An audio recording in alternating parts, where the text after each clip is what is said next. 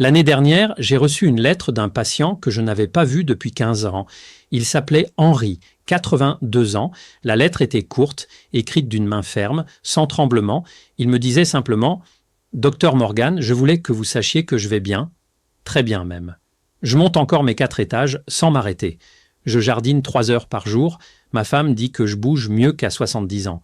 Et tout ça, je le dois à une vieille japonaise rencontrée lors d'un voyage à Kyoto. Elle m'a montré 6 gestes, 6 petits gestes quotidiens, et ma vie a changé. » J'ai souri en lisant cette lettre. Puis j'ai froncé les sourcils, parce que Henri, quand je l'avais vu la dernière fois, à 67 ans, pouvait à peine se lever de sa chaise sans grimacer. Ses genoux craquaient, son dos le faisait souffrir en permanence. Il prenait des anti-inflammatoires tous les jours. Il me parlait déjà de ralentir, d'accepter le vieillissement, de se préparer à l'inévitable déclin, et maintenant, 15 ans plus tard, il me disait qu'il se sentait rajeuni. Qu'est-ce qui s'était passé? Qu'est-ce qu'une femme japonaise de 90 ans avait pu lui enseigner que toute la médecine occidentale n'avait pas su lui donner? Cette question m'a hanté pendant des semaines. Alors j'ai cherché. J'ai lu des études sur la longévité japonaise. J'ai examiné les recherches de Harvard, de Stanford, de l'université de Tokyo. Et ce que j'ai découvert a complètement changé ma façon de voir le vieillissement. Vous savez, on pense toujours que les Japonais vivent de plus longtemps grâce à leur alimentation. Le poisson, le riz, le thé vert. Et oui, c'est important, mais ce n'est pas ça le secret. Le vrai secret, celui que personne ne regarde, c'est dans leurs mouvements quotidiens. Pas leurs exercices, pas leurs séances de sport, leurs mouvements, ces gestes si simples, si ordinaires, qu'ils les font sans même y penser, des gestes que nous, occidentaux, avons complètement abandonnés. Et en les abandonnant, nous avons abandonné notre mobilité, notre équilibre, notre autonomie. Bonjour, je suis le Dr Morgan, médecin spécialisé dans la santé des seniors et la longévité active. Depuis plus de 20 ans, j'étudie pourquoi certaines personnes vieillissent en restant souples, fortes, indépendantes, alors que d'autres se raidissent, se fragilisent, perdent leur liberté de mouvement. Et aujourd'hui, je vais partager avec vous 6 mouvements ancestraux que les Japonais pratiquent quotidiennement et qui expliquent pourquoi ils ont plus de centenaires par habitant que n'importe quel autre pays au monde. Plus de 90 000 personnes de plus de 100 ans. 90 000 dans un pays grand comme la moitié de la France. Ces mouvements ne sont pas compliqués. Ils ne demandent aucun équipement, aucune condition physique préalable. Mais leur impact sur votre corps, sur votre cerveau, sur votre longévité est si profond que des chercheurs de Harvard ont passé 5 ans à essayer de comprendre comment quelque chose d'aussi simple pouvait être aussi puissant. Vous voulez savoir ce qui m'a le plus frappé dans toutes ces études? C'est que les Japonais ne considèrent pas ces mouvements comme de l'exercice. Ils ne disent pas « je vais m'entraîner », ils disent « je vais vivre », parce que ces gestes font partie de leur vie. Ils sont intégrés dans leur quotidien depuis l'enfance. Et c'est justement pour ça qu'ils fonctionnent, parce qu'ils ne demandent aucun effort particulier, aucune motivation, aucune discipline surhumaine. Ils deviennent aussi naturels que respirer, et pendant ce temps, ils protègent votre cerveau, préservent vos articulations, maintiennent votre équilibre, renforcent vos muscles profonds et vous gardent autonome jusqu'à un âge que la plupart des Occidentaux ne peuvent même pas imaginer atteindre en bonne santé. Commençons par le premier mouvement, celui que les Japonais appellent Sampo, la marche lente. Et je sais déjà ce que vous pensez. Marcher, c'est tout? Je marche déjà tous les jours, docteur. Non, vous ne faites pas Sampo. Vous marchez, oui, mais pas de cette manière, pas avec cette intention, pas avec ce rythme. Sampo n'est pas une promenade ordinaire. C'est une marche méditative, consciente, délibérément lente. Les Japonais marchent à environ la moitié de la vitesse qu'un occidental considérerait normale. Ils ne cherchent pas à aller vite. Ils ne comptent pas leurs pas. Ils ne visent pas 10 000 pas par jour. Ils marchent lentement, en respirant d'une manière très précise. Une inspiration pour 2 pas. Retenir pendant 2 pas. Une expiration pour 4 pas. Cette cadence respiratoire synchronise votre système cardiovasculaire et votre système nerveux d'une manière que la marche rapide ne peut tout simplement pas reproduire. Une étude de l'université de Kyoto a suivi 3000 seniors pendant 10 ans. Ceux qui pratiquaient Sampo quotidiennement avaient 62% moins de rigidité artérielle que le groupe témoin. Leur tension artérielle a baissé en moyenne de 12 points pour la systolique et 8 pour la diastolique. Mais voici ce qui est fascinant.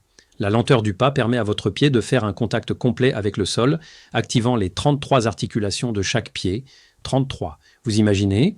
Chaque pas envoie des milliers de signaux proprioceptifs à votre cerveau, améliorant votre équilibre et votre conscience spatiale. Des seniors occidentaux qui ont adopté Sampo pendant seulement 8 semaines ont amélioré leur temps de maintien sur une jambe de 45 secondes en moyenne. 45 secondes, c'est énorme. Pour pratiquer Sampo correctement, vous devez vous concentrer sur le déroulement complet de votre pied à chaque pas. Commencez par le talon. Roulez à travers la voûte plantaire. Poussez avec les orteils. Gardez vos yeux fixés environ 2 mètres devant vous, pas vers le bas. Vos bras doivent se balancer naturellement, mais de manière minimale, mains détendues, doigts légèrement courbés. Le schéma respiratoire est crucial et demande de la pratique. Comptez vos pas au début pour maintenir le rythme. La pratique matinale fonctionne mieux parce que les niveaux de cortisol sont naturellement plus élevés, rendant les effets calmants plus prononcés.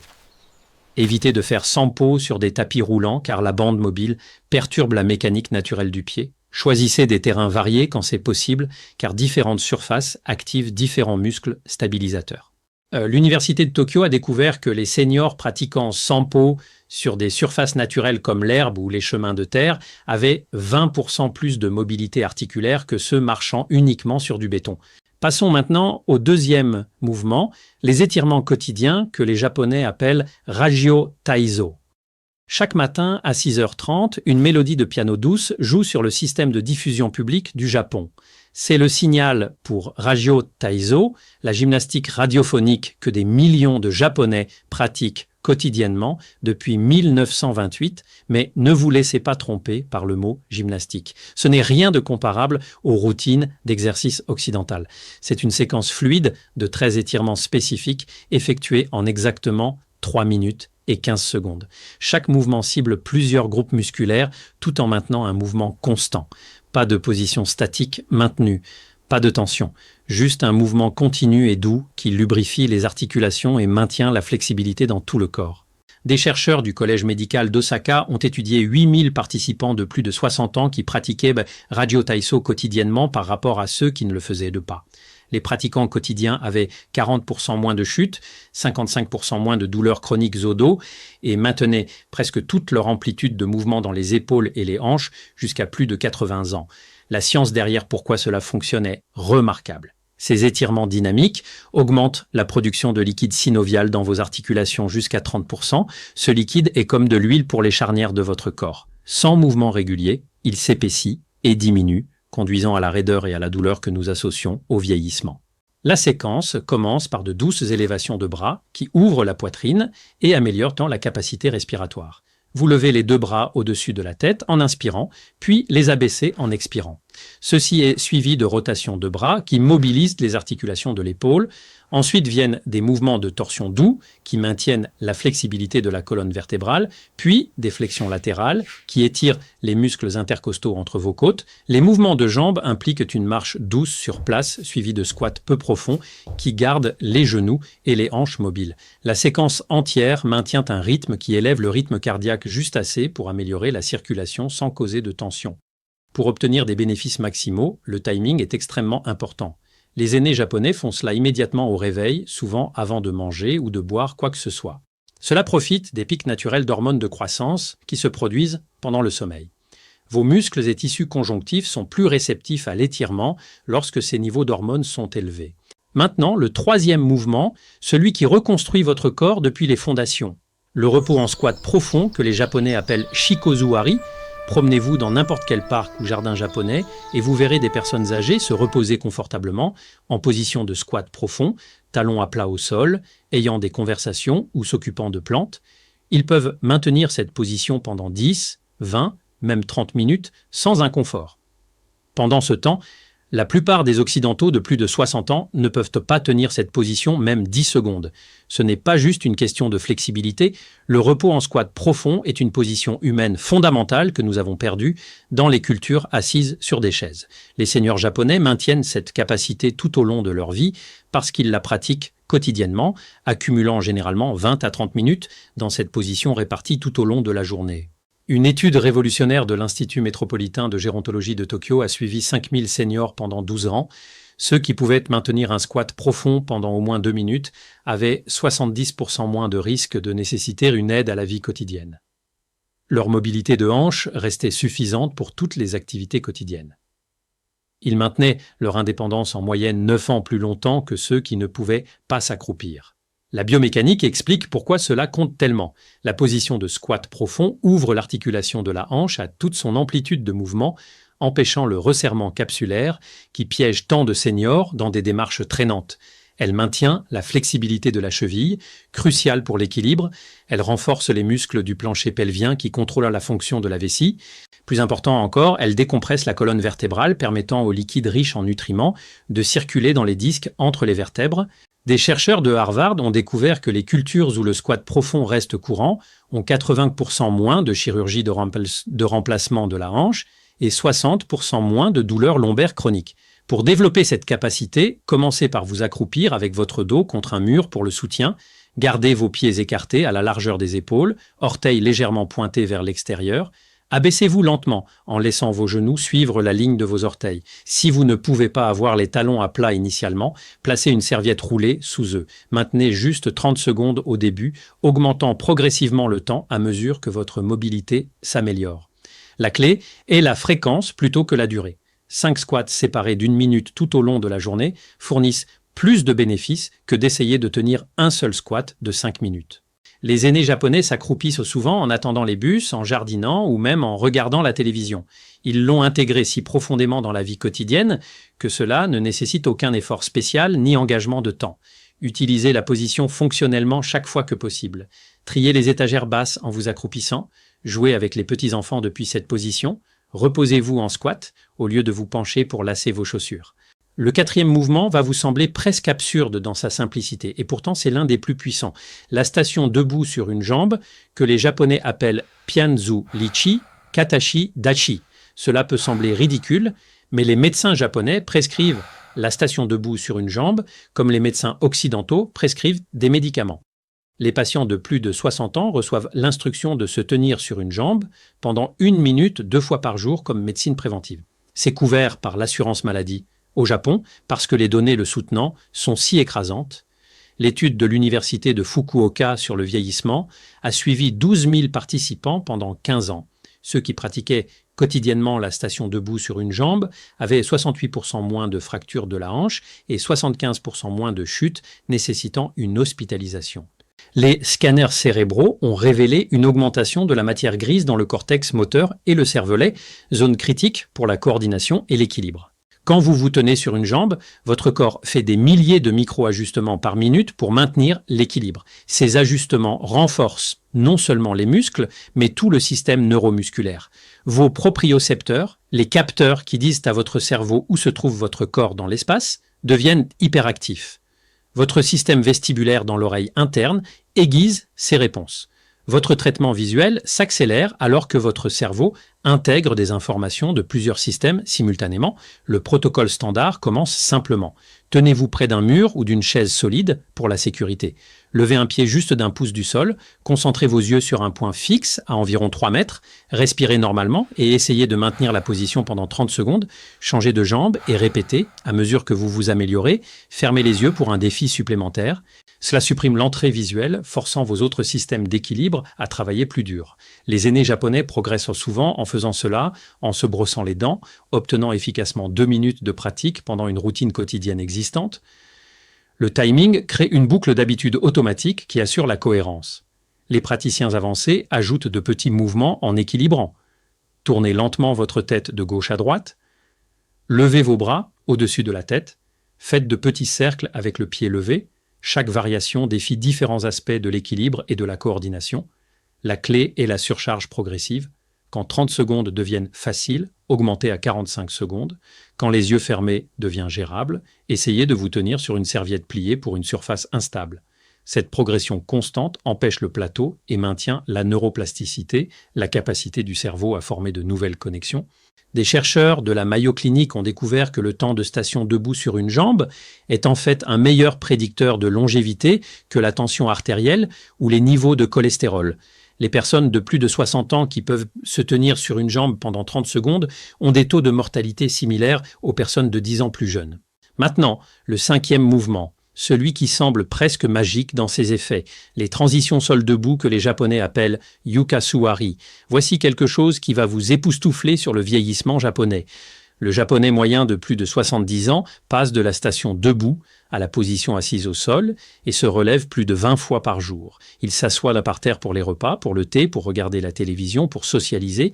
Chaque transition est un mouvement corporel complet, complexe, qui maintient la force, la flexibilité et la coordination d'une manière qu'aucun exercice de gym ne peut reproduire.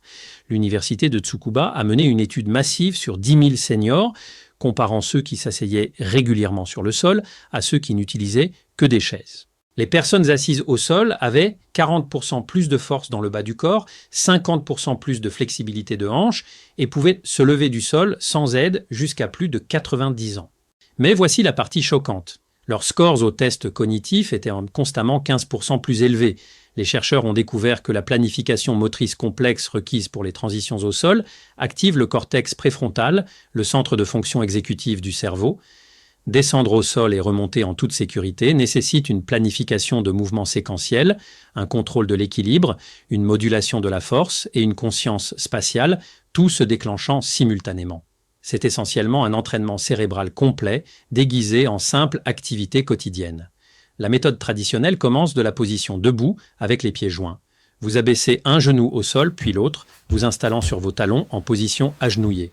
De là, vous pouvez passer à diverses positions assises au sol comme les jambes croisées ou assises latérales. Pour vous lever, vous inversez le processus, amenant un pied vers l'avant dans une fente, poussant à travers cette jambe pour vous tenir debout, puis amenant l'autre pied à le rejoindre. Cela semble simple, mais nécessite un contrôle et une force incroyables.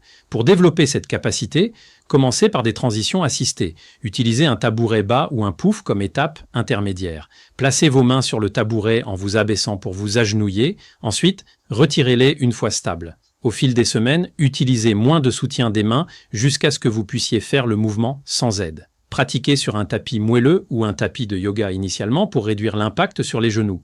La fréquence compte plus que la perfection. Même 2 ou 3 transitions par jour fournissent des bénéfices significatifs. Les aînés japonais ne considèrent pas cela comme de l'exercice. C'est simplement comment ils vivent.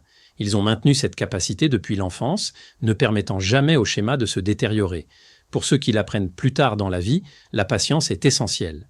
Cela peut prendre des mois pour effectuer des transitions fluides, mais le retour est extraordinaire. Des études montrent que la capacité de se lever du sol sans utiliser les mains est l'un des prédicteurs les plus forts de longévité. Des chercheurs brésiliens ont découvert que les personnes qui pouvaient faire cela vivaient en moyenne 6 ans de plus que celles qui ne le pouvaient pas. Et maintenant, le moment que vous attendiez, le roi de tous les mouvements. Le mouvement numéro 1, la torsion à la serviette que les Japonais appellent Tenugui Hineri. C'est ça. Le mouvement qui a changé tout ce que les chercheurs pensaient savoir sur le vieillissement et l'exercice. Cela n'implique rien de plus qu'une simple serviette à main. Pourtant, les centenaires japonais lui attribuent plus que toute autre pratique leur vitalité. Vous tenez une serviette avec les 2 mains, bras tendus devant vous, et effectuez un mouvement de torsion spécifique qui crée une contraction isométrique à travers tout votre corps. Mais appeler cela une torsion de serviette, c'est comme appeler l'océan une flaque. Ce mouvement active des fibres musculaires qui restent dormantes dans 99% des exercices traditionnels. Quand des chercheurs de l'université de Tokushima ont attaché des électrodes à des sujets effectuant Tenugui Hineri, ils ont enregistré une activation musculaire dans des endroits où ils ne s'attendaient même pas. Des stabilisateurs spinaux profonds se sont déclenchés. Des muscles intrinsèques du pied se sont engagés. Même les muscles faciaux ont montré une activité accrue. L'étude qui a choqué le monde médical a suivi 15 000 seniors japonais pendant 20 ans. Ceux qui effectuaient Tenugui Hineri pendant juste 2 minutes par jour avaient 7 ans d'espérance de vie en plus. 7 ans. Leur force de préhension, le meilleur prédicteur unique de mortalité, restait au-dessus du seuil d'indépendance jusqu'à un âge moyen de 92 ans. Ils maintenaient une densité osseuse équivalente à des personnes de 20 ans plus jeunes. Les scanners cérébraux ont révélé quelque chose d'encore plus extraordinaire. La coordination bilatérale requise pour une torsion correcte de serviette activait les 2 hémisphères simultanément, créant de nouvelles voies neurales entre eux. Les participants ont montré une mémoire améliorée, des temps de réaction plus rapides et des taux significativement plus bas de démence. La technique commence par tenir une serviette à main roulée horizontalement à hauteur d'épaule, mains à environ 45 cm l'une de l'autre. Vous créez une tension en tirant vers l'extérieur comme si vous essayiez de déchirer la serviette. Tout en maintenant cette tension, vous faites pivoter lentement tout votre torse vers la droite en gardant vos hanches face à l'avant. La torsion vient entièrement de votre tronc, pas de vos bras. Maintenez pendant 3 secondes à la rotation maximale. Puis revenez lentement au centre et tournez vers la gauche. La tension constante est cruciale. Vous créez essentiellement une résistance contre vous-même, forçant chaque muscle stabilisateur à s'engager. Votre respiration doit rester régulière tout au long. Inspirez pendant le retour au centre, expirez pendant la torsion. Ce schéma respiratoire active le nerf vague, déclenchant une réponse parasympathique qui réduit l'inflammation dans tout le corps. La beauté réside dans l'évolutivité. Les débutants peuvent utiliser une tension minimale et de petites torsions. Les praticiens avancés peuvent créer une tension énorme et des rotations plus profondes. Certains aînés japonais effectuent des variations en étant assis ou même allongés. Les principes restent les mêmes. Créer une tension, maintenir le contrôle, coordonner la respiration avec le mouvement. La biologie moléculaire explique pourquoi cela fonctionne si puissamment. Les contractions isométriques déclenchent la libération de myokines, des protéines spéciales que les muscles sécrètent pendant la contraction. Ces myokines agissent comme des médicaments, réduisant l'inflammation, améliorant la sensibilité à l'insuline et même favorisant la croissance de nouvelles cellules cérébrales. La torsion de serviette produit plus de myokines par minute que tout autre mouvement étudié. Le timing amplifie les effets. Les aînés japonais effectuent généralement cela immédiatement après le réveil et à nouveau avant le coucher. La session matinale active le système nerveux pour la journée. La session du soir favorise la récupération et une meilleure qualité de sommeil. Juste 1 minute le matin et 1 le soir fournissent tous les bénéfices. Aucun équipement spécial au-delà d'une serviette de base. Aucun abonnement en salle de sport. Aucune chorégraphie complexe. Pourtant, cette pratique simple influence chaque système de votre corps plus profondément que des heures d'exercice conventionnels. Vous voyez, la révolution dans la compréhension du vieillissement n'est pas de découvrir de nouvelles technologies ou des suppléments. C'est de reconnaître la sagesse profonde dans les mouvements que les aînés japonais ont tranquillement pratiqués pendant des générations. Ces 6 mouvements ne sont pas juste des exercices. C'est un système complet pour maintenir la fonctionnalité du corps humain tout au long de la vie. Ils abordent simultanément la force, la flexibilité, l'équilibre, la coordination et la santé neuronale. Ils ne nécessitent aucun équipement, aucun vêtement spécial, aucun temps d'exercice dédié. Ils s'intègrent parfaitement dans la vie quotidienne, devenant aussi naturels que respirer. La recherche est claire et écrasante. Les personnes qui maintiennent ces schémas de mouvement vieillissent d'une manière fondamentalement différente de celles qui ne le font pas. Elles gardent leur indépendance, elles maintiennent leur fonction cognitive. Elles profitent de leurs dernières décennies au lieu de simplement les endurer. Le choix vous appartient. Vous pouvez continuer à suivre des paradigmes d'exercice occidentaux qui traitent le vieillissement comme une maladie à combattre, ou vous pouvez adopter ces mouvements simples qui traitent le vieillissement comme un processus naturel à naviguer avec grâce. Les Japonais nous ont montré le chemin, la science a validé leur approche. La seule question qui reste est de savoir si vous commencerez aujourd'hui ou attendrez demain pour commencer à transformer comment vous vieillissez. Je suis le docteur Morgan et je veux que vous sachiez quelque chose. Le vieillissement n'est pas une fatalité, la perte d'autonomie n'est pas inévitable. La raideur, la fragilité, les chutes, tout cela peut être évité. Pas avec des médicaments, pas avec des machines sophistiquées, mais avec des gestes simples, anciens, humains. Des gestes que votre corps reconnaît parce qu'il a été conçu pour eux. Alors essayez, bougez, et reprenez le contrôle de votre longévité. Votre corps vous attend. Votre avenir vous attend.